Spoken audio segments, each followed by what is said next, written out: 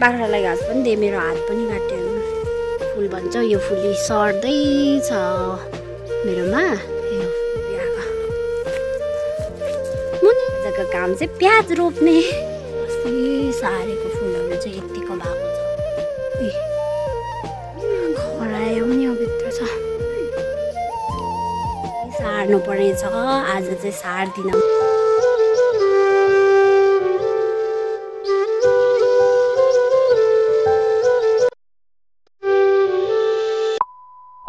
everyone, good morning, welcome back to my channel. आजको मेरो नयाँ भिडियोमा हजुरहरुलाई धेरै धेरै स्वागत छ। अनि हजुरहरु कस्तो हुनुहुन्छ? सन्चो सुबिस्ताै हुनुहुन्छ होला? अनि म पनि आरामै छु। आज चाहिँ बिहानको काम के गर्छु म तपाईहरुलाई देखाउने छु। सो भिडियोलाई अन्तिमसम्म हेरिदिनुस् होला अनि इन्जोय गर्नुस् होला है। आज चाहिँ दिन एकदमै राम्रो भइराछ। सो म चाहिँ आज सुँगुरलाई चारो दिनु आँटेको अनि चारो चाहिँ यता छ तल किचनमा यहाँनिर कमलले यहाँनिर चारो लिएर जाँदैछु पुरा गरौँ त्यसले भाडा यत्रो छ क्या भाडा हेर्नु ल यत्रो छ यो चाहिँ रक्सी पार्ने भाडा हो नि आमाको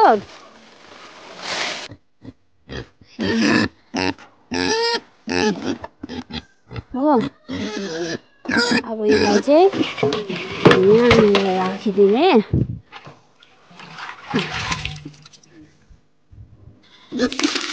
ल अहिले चाहिँ सुँगुर पुरा मर्दैछ नि त अनि पुरा देसन जस्तो क्या बिचारा यो चाहिँ हिजो अस्ति हिजो अस्ति लिएको खोरको सुँगुरको जिउैभरि लाग्यो बिचारा टाउकोभरि लाग्यो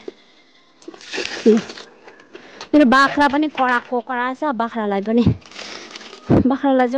माथि दादाले बान्दिरहेको छ कि उनीहरूको साथीलाई यो चाहिँ अहिले सुँगुरलाई चारो पनि दिइसके यहाँनिर चाहिँ भड्डु त्यहाँनिर चाहिँ खरायो पनि छ हाम्रो घरमा चाहिँ बिचारा तिनीहरू चाहिँ उठे भएर एउटा त मर्यो एउटा छ माथि एउटालाई राखिदिएर लेखिया छ यहाँनिर पनि छ भित्र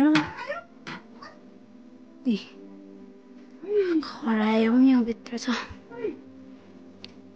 उनीहरूको चाहिँ गाउँ चाहिँ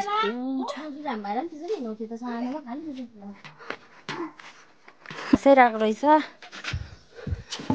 यो गाईको दाना चाहिँ यहाँनिर चाहिँ गाईको यसलाई चाहिँ आगोमा लगाइदिन्छु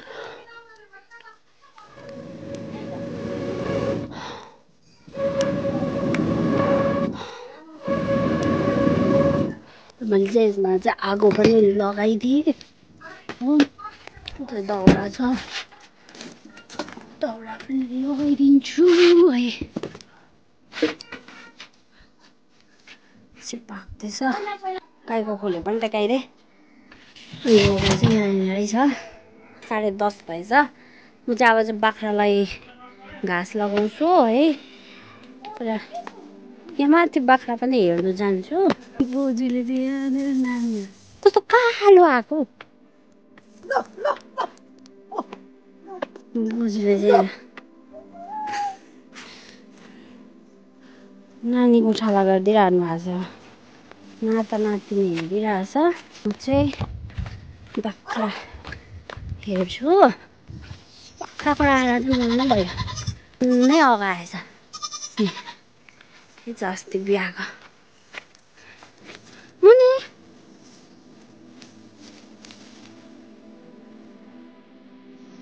त्यही त अस्ति भर्खर बिहाको नि त हेर्नु कत्रो ठुलो भएको छ पुरा एक्लै एउटै नानी हो अनि उसको मम्माको दुध चाहिँ पुरा मजाले पुग्छ नि त झट्टै लड्यो त्यसलाई चाहिँ बाख्रा चाहिँ करायो 10:30 मात्रै हुँदैछ भर्खर उसको साथी चाहिँ छुट्याइदिएर चाहिँ कराएको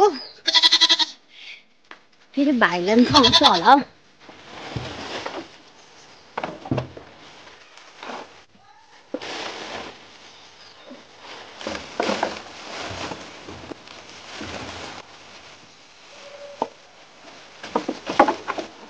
मैले बाख्रालाई घाँस पनि दिएँ मेरो हात पनि काट्यो हेर्नु त लुगा अम्लिसोले चाहिँ काटिन्छ नि त बाख्राले चाहिँ यहाँनिर घाँस खाँदैछ अनि अर्को बाख्रालाई चाहिँ मैले यहाँ माथि बाँधिदिएको छु अहिले भर्खर देखाएँ है। अनि यहाँनिर चाहिँ दादाले चाहिँ ड्याङ बनाइदिरहेको छ पहिला साग रोपेको जग्गा ड्याङ बनाइदिइरहेको छ। यहाँनिर चाहिँ मैले प्याज रोप्नुपर्ने हुन्छ यहाँनिर चाहिँ कुखुराले चाहिँ भुतभुते पनि खेलिहालेछ हेर्नु हो। मेरो आजको काम चाहिँ प्याज रोप्ने है।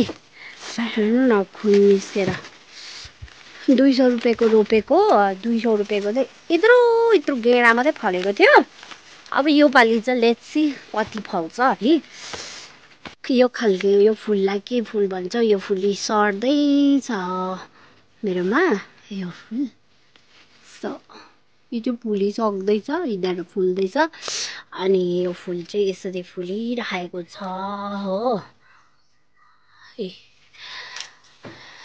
यस्तो दामी छ यो फुल चाहिँ के भन्छ येल्लो कलर डिफ्रेन्ट कलरमा हुन्छ नि क्याक्टस हो। यिनीहरू यसरी फुलिरहेको छ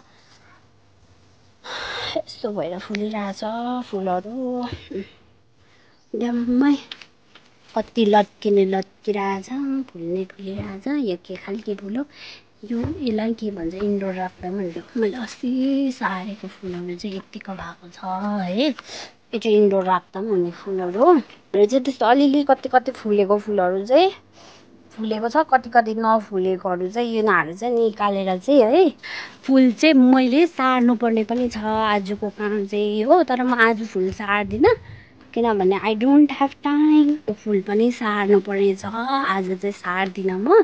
त्यहाँनिर चाहिँ यस्तो भइरहेछ हो हाम्रो गाउँको दृश्य चाहिँ अहिले चाहिँ 12 टक्कै 12:05 भएछ अनि 12 बजिसक्यो। म चाहिँ नानीलाई सुताएको अनि सुताएर काम गरौँ भनेको सुत्नै मानेन हो नानी चाहिँ 5 रुपियाँको रहेछ हो। आज म त्यो चाहिँ हेर्न आएको क्या कसरी रोप्छ भनेर अनि यसरी रोपेको रहेछ ड्याममै। अनि यहाँनिर खोर्सानी बारी छ अनि माथि आलु पनि रोपेको रहेछ दिदीले हो। अन्त यसरी रोपेको रहेछ यहाँ तल पनि आलु रोपेको रहेछ यहाँ पनि परसम्म। र अहिले चाहिँ मैले चाहिँ नानी चाहिँ यहाँनिर पर छोडिदिएँ दिदी म चाहिँ अब चाहिँ प्याज रोप्छु है। अनि बारीमा नानीसँगै लिएर गयो भने पनि हुनु त हुन्छ तर उसले माटोहरू खान्छ बुइ म त डर लाग्छ। उहिलेको मान्छेहरूले चाहिँ त्यस्तो गर्थ्यो अरे है बारीमै लिएर जान्थ्यो अरे नानीका जमाना पनि त बेग्लै छ है। आज चाहिँ म हस्याङ पस्याङ यस्तै घरकै मैले केही सानक पनि भएको छुइनँ आज। यहाँनिर चाहिँ मैले काँटा पनि भिरेँ यहाँ प्याज पनि छ हो। यति छ यहाँनिर यति चाहिँ यति एक बिटा चाहिँ उयो हुन्छ होला हौ अर्को बिटा चाहिँ त्यत्तिकै राख्नुपर्छ होला। बिटा चाहिँ दादाले नै सक्छ के हुन्छ हेरौँ। अब चाहिँ म रोप्ने ट्राई गर्छु कतिसम्म रोप्छु। अनि नानी चाहिँ पर छ र साथीहरू घाम चाहिँ मजाले लाग्यो हो। यहाँनिर चाहिँ पुरा हाम्रो चाहिँ यता सिर्पिलो जग्गा छ अनि यहाँनिर चाहिँ घाम हतपत आउँदैन के यता चाहिँ। यहाँ चाहिँ छ मेरो काँटा and then here is my प्याजको बिउ एक बिटा मात्रै युज हुन्छ होला सायद भन्छु। अनि अब चाहिँ म बात बेसी नगरौँ गाडी दिन्छ यसले पच्याले चाहिँ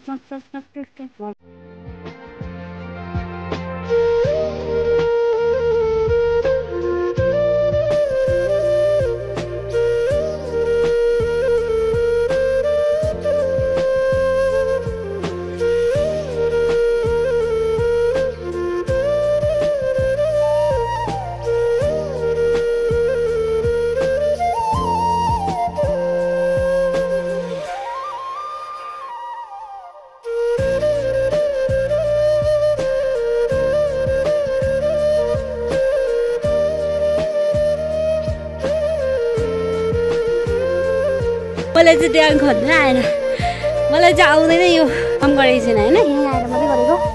हेर चाहिँ मेरो ड्याङ भयो कि यताको यता म चाहिँ यसरी भने घोर बेजत भयो।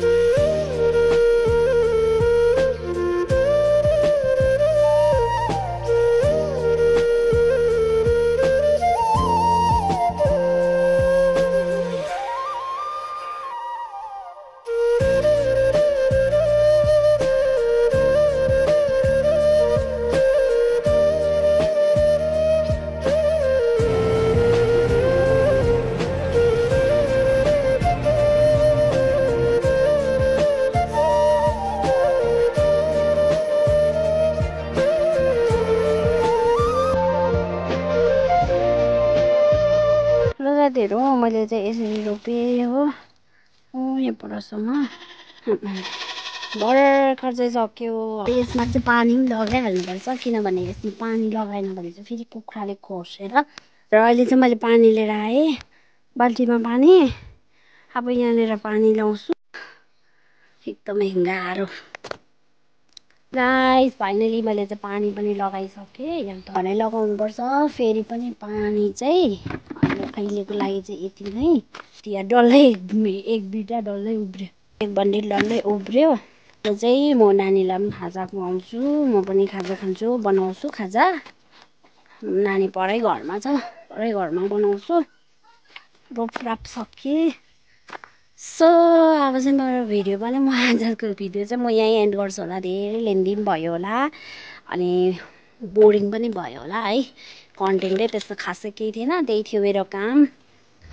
अनि मेरो दिनको काम के कसो त्यो गरेँ। अनि यहाँ बाल्टीमा 2 बाल्टी पानी लाग्यो। अनि काटेको हात पनि पुरा पोल्दैछ हो। सो मेरो भिडियो चाहिँ अब यहीँनिर एन्ड गर्छु। हजुरहरूलाई के कसो लाग्यो लाइक कमेन्ट सेयर गरिदिनुहोस्। अनि हजुरहरू च्यानलमा नयाँ आउनुहुन्छ भने मेरो च्यानललाई सब्सक्राइब पनि गरिदिनुहोस्। र साथीहरू एकादशलाई सपोर्ट गरेरै हामी अगाडि बढ्नेछौँ है।